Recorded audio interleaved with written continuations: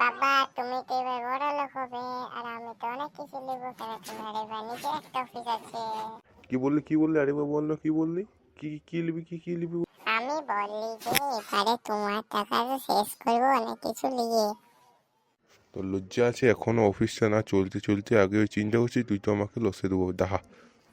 Cancer লিও না বাবা, তোমার সম্পত্তি ডুবাতে তো আমি এখনো বাঁচিয়েই আছি না। কি বললি দাহা, তুই পালা না, দাহা তোকে দেখে লিছি দাহা রে। লে লে লে ভালো হলো লে। আর মামি আর ইয়া করবি, আর বলবি আর মাতার নামে এখনই আসছি। তাতকে যদি দেখি না তুই আরো কি বল কাঁদছিস রে, মার খাবি।